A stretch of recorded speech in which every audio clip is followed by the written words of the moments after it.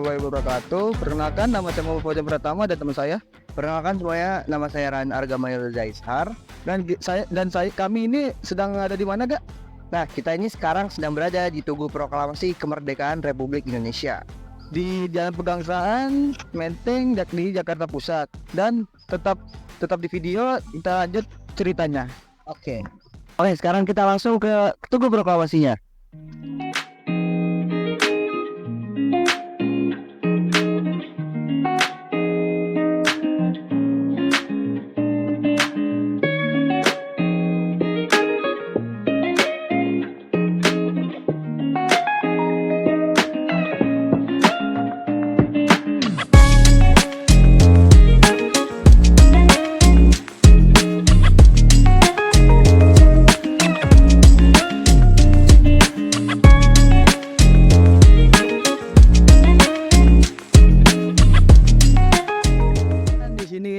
Wah, lapangannya lumayan luas ya. Di sini lapangan tempat untuk memproklamasikan dan di situ tuh tempat tugu proklamasi dan sampingnya itu tempat tugu petir.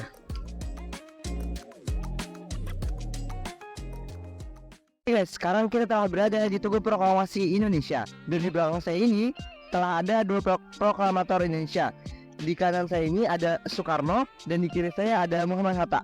Dan di tengah-tengah ini ada teks proklamasi Indonesia itu sendiri. Oke, sebelum mencapai pembacaan teks proklamasi, kita bahas dulu sejarah sebelum adanya teks proklamasi itu, atau setelah proklamasi kemerdekaan itu bagaimana. Dimulai saat tanggal 6 Agustus, di mana saat itu masih merupakan waktu-waktu Perang Dunia Kedua, di mana Amerika pada saat itu menyerang Jepang menggunakan bom yang dinamakan Little Boy di kota Hiroshima. Dan tak berlangsung lama, pada tanggal 9 Agustus Amerika ini lagi-lagi menghujani Jepang menggunakan bom yang dinamakan Fatland di kota Nagasaki. Dan setelah pemboman itu, Jepang melakukan penyerangan kepada sekutu. Mereka menyerah atas kekalahannya di Perang Dunia Kedua itu. Dan kabar bahwasannya Jepang itu menyerah langsung sampai ke Indonesia tidak lama, di mana di Indonesia itu para pemuda mengetahui bahwasannya Jepang telah menyerah kepada sekutu. Pada saat itu Soekarno dan Muhammad Hatta itu baru kembali dari Delhi, Vietnam ke Indonesia. Mereka tidak tahu bahwasannya Jepang itu telah menyerah kepada sekutu. Dan pada saat itu para pemuda ingin segera untuk Indonesia segera merdeka dari penjajah. Maka dari itu pemuda menculik kaum petua dan Soekarno-Hatta itu ke Rengas Dengklok, atau sekarang disebut sebagai Rengas Dengklok itu.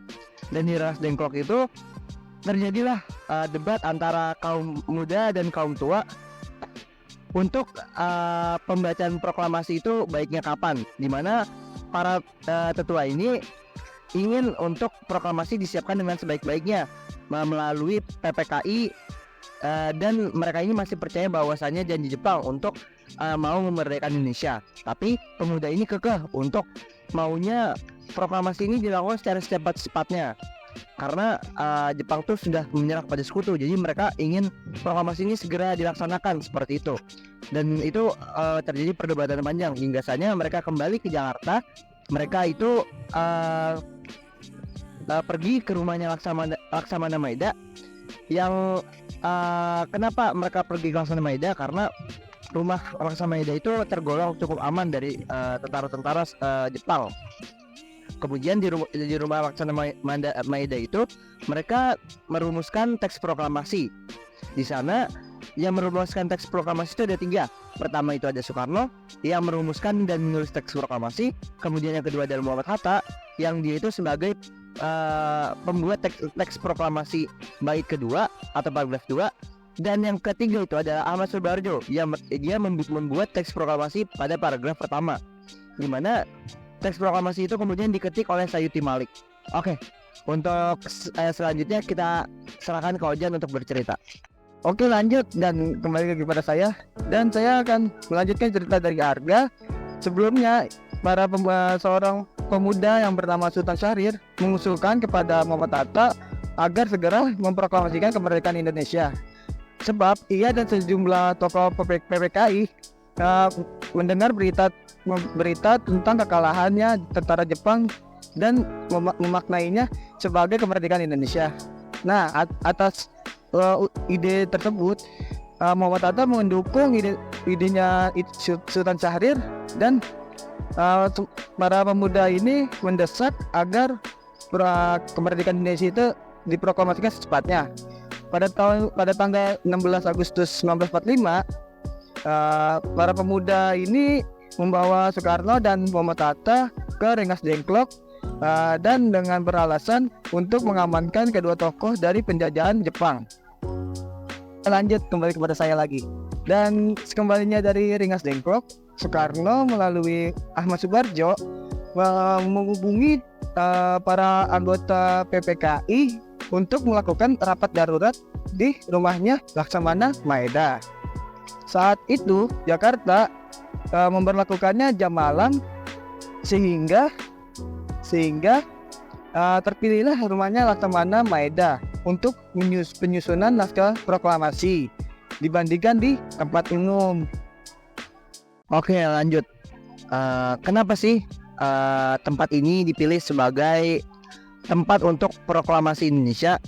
Awalnya tuh Indonesia itu mempunyai dua tempat yang rencananya bakal dipilih untuk menjadi tempat proklamasi Indonesia. Kalian pada tahu nggak tempat itu apa? Jadi tempat yang pertama itu adalah, iya benar, di Jalan Pegangsaan ini, di Jalan Pegangsaan nomor 56. Kenapa di sini? Karena di sini merupakan lapangan dari depan rumahnya Soekarno yang memang dekat dengan rumahnya Laksamana Maeda. Dan pilihan kedua itu adalah lapangan Ikada yang saat ini tuh daerahnya di lapangan Monas. Kenapa pada saat itu Indonesia tidak memilih di lapangan Ikada? Karena yang pertama, kekhawatiran Indonesia itu ialah di sana masih banyak pasukan-pasukan Jepang yang berpatroli.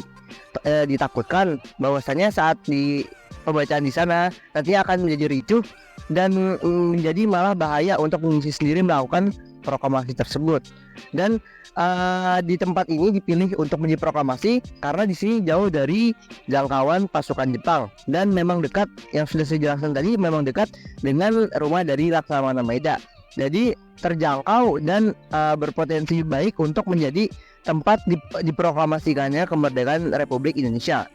Dan jika kalian tahu, di belakang saya ini bukanlah tempat asli dari dibacanya teks proklamasi. Jadi tempat aslinya itu adalah di sana, di tugu yang di atas ada petir. Jadi untuk penjelasan lebih lanjut tentang tugu itu dilanjutkan oleh Ojan.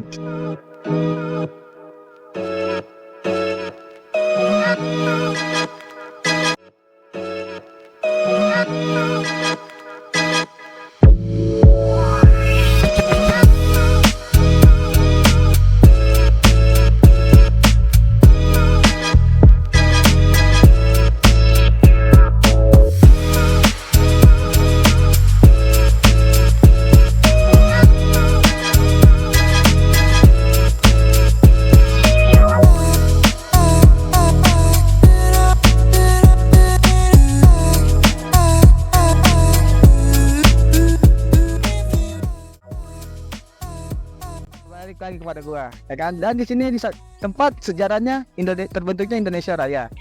Dan tempat ini dibacakan oleh, wah tahu lah pasti siapa lagi kalau bukan Insinyur Soekarno dan wakilnya Muhammad Hatta.